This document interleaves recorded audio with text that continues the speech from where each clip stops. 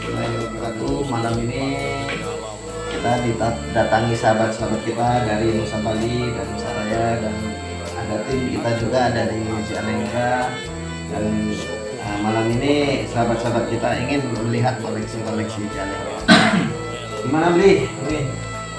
Ini Mas, ada yang ingin saya tanyakan.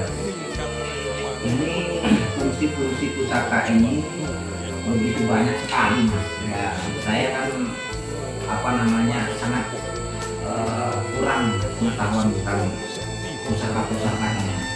Yang saya tahu, pusaka itu adalah hal yang sangat jarang ditemui, ataupun sangat sakral kalau tempatnya. Nah, contohnya seperti pusaka-pusaka seperti ini, ini kayak seperti ini, Mas. Ini fungsinya ataupun kegunaannya itu apa? Kalau untuk ini sebenarnya untuk pusaka ini simbol sih ya, simbol orang-orang zaman dulu, dan kita wajib menjaganya, warisan leluhur agar tidak punah ya. Ketika kita penelusuran itu mendapat pusaka juga yang seperti ini kan baru dapat ya. Ini masih berkarat, dan ini kan perlu pensucian lagi. Nanti setelah bersih kita diberi barangkah agar terjaga. Kenapa untuk selalu keris, selalu diuri-uri, karena mengingat pada zaman dulu kan ini yang bawa ini orang-orang tertentu kan, agar selalu bisa terjaga rapi dan bersih lah. Yang saya ini, Mas, kadang-kadang kan pusaka seperti ini kan kita mengambil dari goib kan ya. Bagaimana seperti Mas Dio bisa merasakan ketika pusaka itu, ibaratnya kita bisa merasakan bahwa pusaka itu sangat berkuah dan masih berkuah. Jadi di situ ada pendeteksian khusus spiritual ya. Dan di situ pusaka kayak gitu biasanya ada yang menjaga. Dan menjaga itu di situ ada semacam sinar. Kalau untuk penglihatan saya, jika ada semorot sinar itu pasti ada pusaka di situ. Jadi bisa kita wujudkan, ada juga yang tidak bisa diwujudkan. Dia masih ingin goib. Nanti pusaka itu memang sudah ada, Mas ya. Sudah ada di alam gaib itu masih ada. Jadi ketika Mas Dio menangkap satu sinar bahwa mendeteksi bahwa di sana ada pusaka, jadi berarti di sana sudah memang ada pusaka itu tertanam. Ya, biasanya dia ada di pepohonan, ada di dasar tanah. Dia sebenarnya ada, misalnya untuk pusaka yang belum goib, belum dikuasai goib, itu digali bisa juga bisa. Tapi kan di situ ada pendeteksian khusus dalam arti tingkat ning. Waalaikumsalam, tingkat ning ya. Jadi misalnya di sini ada energi, misalnya itu bukan goib, bisa digali, bisa wujud pusaka. Di mana itu ada penyelam juga di itu Sungai Musi juga, dia mencari bekas benda kerajaan. Berarti pusaka itu memang diletakkan ataupun memang dia datang dengan gaib di sananya, Mas? Gaib ya, secara gaib ya. Jadi berarti pusaka itu ketika hadir di sana ataupun tinggal di sana, karena ada proses gaibnya. Ada yang gaib, ada yang pusaka, salah satunya pusaka seperti ini ya. Ini kan mengandung karomah, mengandung kekuatan. Jadi pusaka ini ketika dia terletak di tanah atau di dasar air, itu mengandung goib, bisa dideteksi orang-orang spiritual. Jadi bisa di mana tempat letaknya itu. Terima kasih, Mas, atas penjelasannya. Luar biasa, Mas, saya jadi dapat pengetahuan dari pusaka. Ya, sama-sama. salah satunya ini kan, ini pamor dari pusakanya. Nah satu lagi mas, ini yang saya masih belum ini mas, pengen tanya ini Ya. Ini masalah mustika mas, kayak seperti ini. Ini kan kayak batu-batu ini.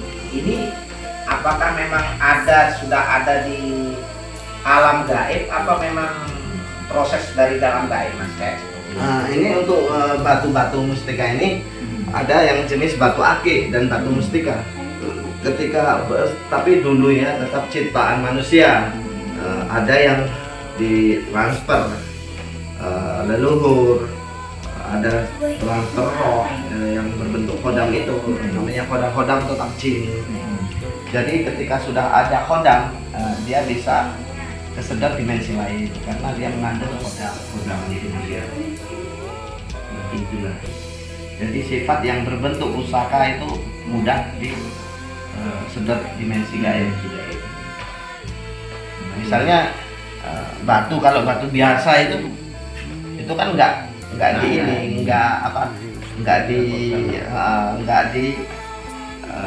diinginkan manusia kan.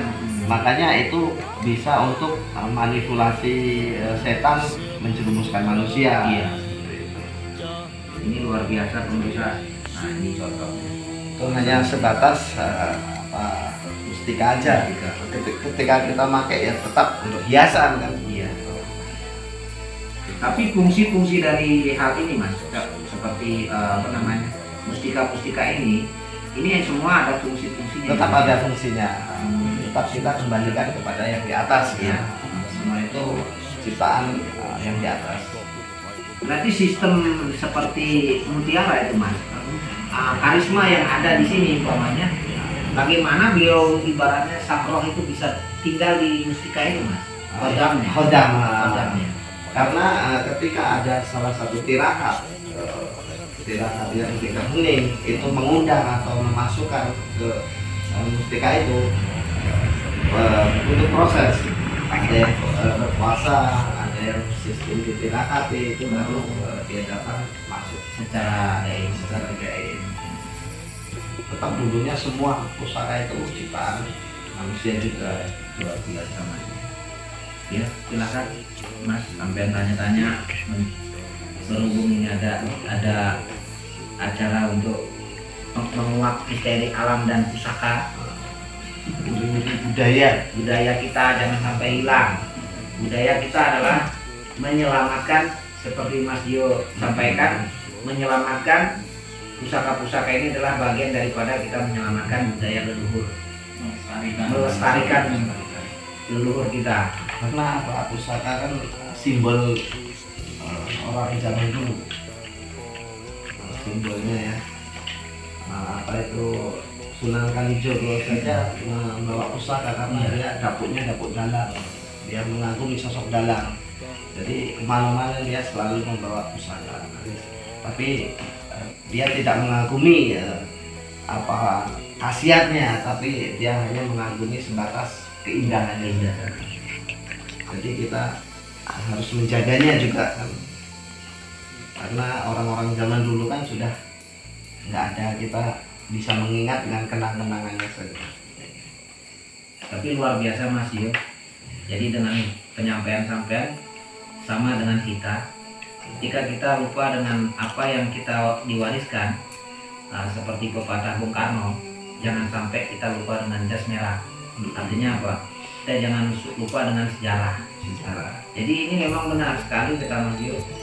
Jadi ketika keris itu bukan kita melihat dari karisma ataupun energi keris itu, tapi bagaimana keindahan daya cipta leluhur kita luar biasa. Iya benar. Daya seni budaya leluhur kita. Jadi kita mengenal pusaka sekarang ini di zaman modern sekarang, kita mengenalnya dengan adab aja ya. Dengan adab karena ini ciptaan orang-orang zaman dulu, orang-orang sakti zaman dulu kan. Jadi kita di versi sekarang pun juga ada pusaka, cuman kan kenangannya sudah tidak ada ya, tapi hanya tetap kita mengingat simbol pusaka zaman dulu. Memang ini punya kita Indonesia ya. Hanya Indonesia yang mempunyai pusaka.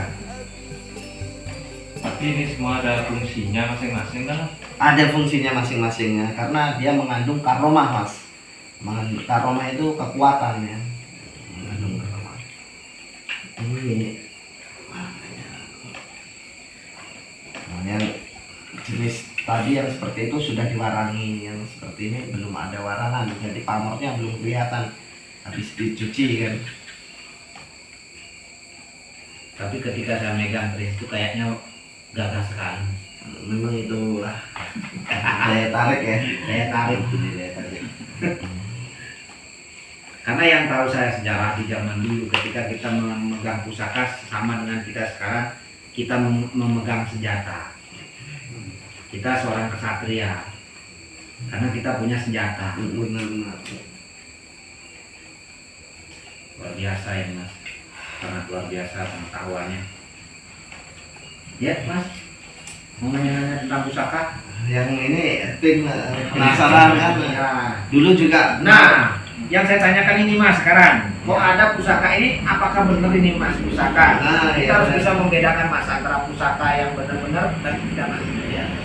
Oke, kita tahu kan sama pemirsa ya. Ini jadi orang sangat kagum dengan pusaka keris, bahkan sampai diciptakan dengan model sekarang. Ini bukan keris ya, ini dari pande, bikinan pande. Dulu pernah ada sahabat saya juga membawa pusaka, katanya mempunyai keris. Setelah saya lihat ini bukan keris, ini bikinan pande seperti itu. Ini besi biasa. Kalau keris kan tercipta dari meteorit, batu meteorit. Iya. Dia pamornya nikel. Nikel. Dia Beda. perpaduan antara meteorit dengan nikel, timbullah pamor. Berbeda sekali mas ya Iya. dengan yang asli dan ini contohnya seperti ini. Yang jelas kan yang sudah diwarangi seperti ini ada pamornya ya. Ada pamor. Jadi pemirsa jangan sampai ketipu. Sekarang Ya, dengan zaman sekarang banyak yang dipalsukan. benar-benar. Inilah yang di Mas Dio di koleksi ini benar-benar memang asli dari keris zaman purba. Dengan sejarah Kita hanya koleksi koleksi saja. saja. Karena mengagumi sebuah suatu benda peninggalan zaman dulu. Zaman dulu.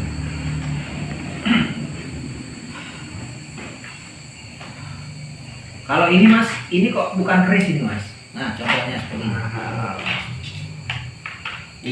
Ini keris apa? itu bukan keris mas, itu sudah digambarkan ajimatan mas. Oh. Kalau di perspiritualan itu ajimatan. Ajimatan. Kalau perkerisan itu sudah sekitar panjang 40-30 itu perkerisan. Oh ini ajimatan. Ajimatan itu maksudnya gimana? Ajimatan itu ageman. Orang zaman dulu biasa memasukkan hodam itu di setiap pusaka, tapi pusaka yang itu kan jenisnya kuning sari ya mas. Kuning sari. Itu lagi ya. Itu ajimatan bukan perkerisan. Kalau perkerisan dia sudah diperkirakan antara 30 cm sampai 40 cm. Begitu. Dan itu ada keris kecil juga mas. Coba keris itu mas yang keris kecil. Oh, ini mas. Ini juga sudah perkerisan. Ini brojol. Ini juga perkerisan brojol. Ini pamor hujan mas sepertinya. Ini juga tercipta dari meteorit. Tapi ini patrem. Patrem itu apa mas? Patrem juga ini ageman. Patrem. Kalau kecil ini ajimatan sudah masuk ajimatan. Bawa kemana-mana ya mas ya. Ajimatan. Ajimatan kalau perkerisan itu panjang, rata-rata panjang. Nah ini lagi mas, ada satu ini. Kok bentuknya aneh sekali nih. Ini juga ini seperti anak kecil merangkak ya. Iya. Ini seperti anak kecil merangkak. Ini hasil manifestasi mas. perwujudan. Ketika ada sosok gaib yang diceritakan, diisukan masyarakat, di sini ada anak kecil yang jahil, seperti anak kecil yang seperti apa itu, kita bisa memanifestasikan. Jadi timbullah perwujudan dia seperti itu, Mas. Manifestasi, hasil manifestasi dari perwujudan yang digambarkan, apa itu yang sering melintas. Dari sekian banyak barang-barang yang Mas Dio dapatkan ini, kira-kira pernah nggak menemui kendala gitu? Terus sangat Waktu sering, penarikannya itu.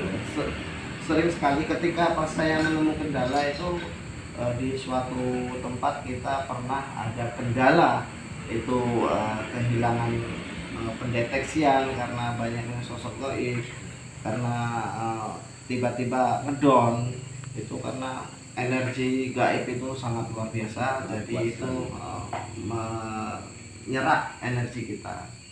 Jadi karena setiap makhluk tak kasat mata, salah satunya makhluk astral itu mempunyai daya magnet. Manusia juga mempunyai daya magnet. Magnetnya berlawanan. Jadi ketika pas kita ada melakukan penelusuran, tiba-tiba ngedon, tiba-tiba yang tadinya terlihat di situ ada sinar pusaka hilang, itu sudah sering terjadi.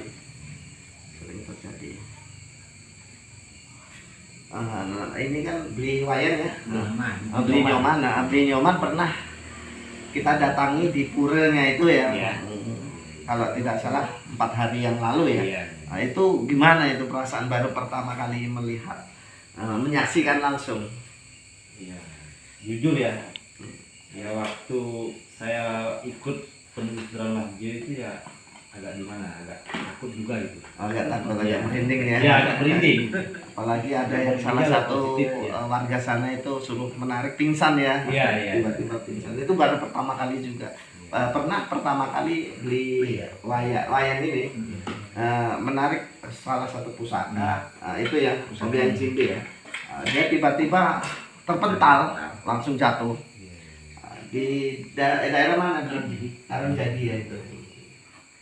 Di daerah Karangjadi. Sana memang ada benturan, apalagi kita yang sensitif itu sangat terasa.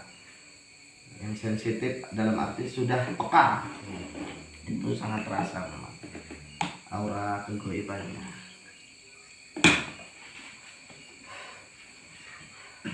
Jadi untuk pusaka ini hanya kita mengagumi orang-orang zaman dulu, sangat luar biasa, bisa sampai saat ini masih ada seperti itu.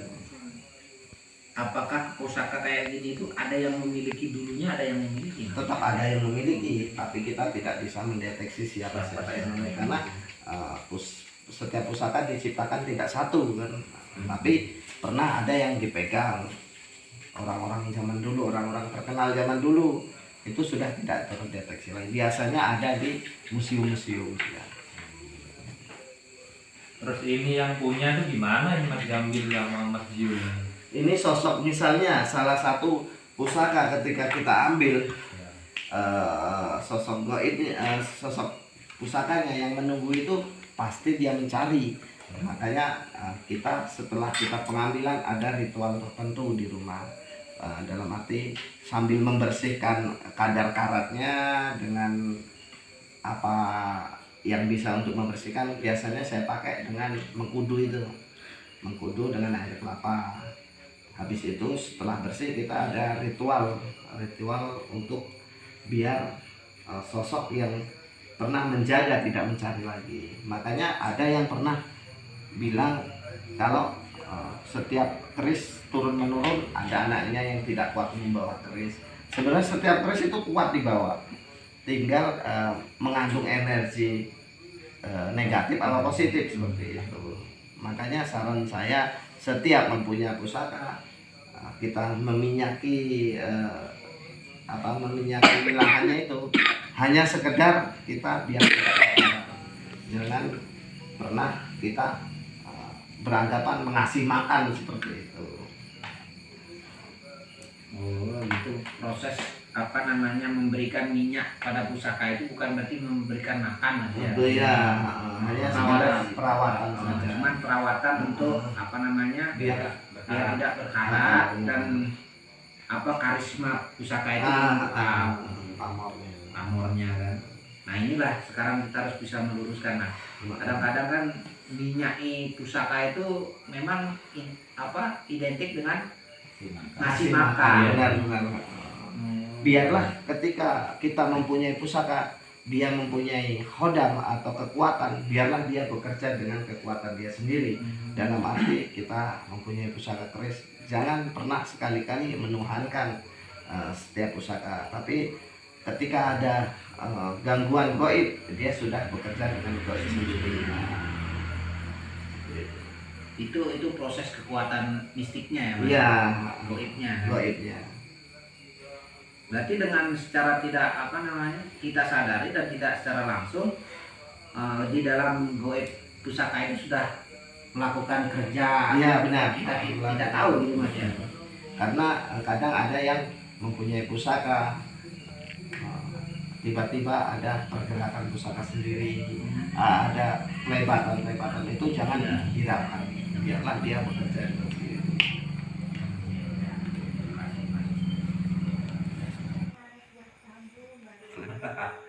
Tanya.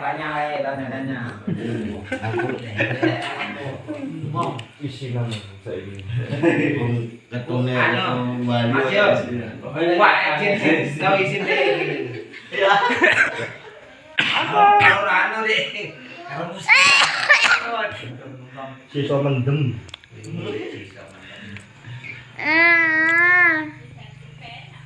Senyum deh. Hidup itu harus dinikmati. Apa? Selamat toh. Apa? Lo punyanya nggak? Nomor lagi lho ini. Di nomor sopirnya. Kamu? Kita tangi turu deh nih awalnya. Momennya harus entai. Aku langsung kamu loh. Enggak apa-apa. Nggak apa-apa. Kalau jadi sahur. Nanti salah terus.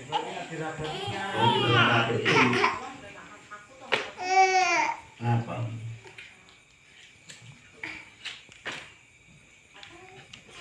Nah, jajasannya yang dicabut.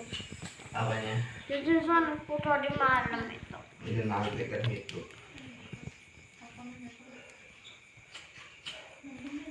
Oke, sangat luar biasa sekali ini Mas dari Nusa Bali ini sangat penasaran sekali ya. Iya. Akhirnya sudah terungkap. Ya, terima kasih. Ya, kita mungkin merasa cukup dulu untuk pengetahuannya.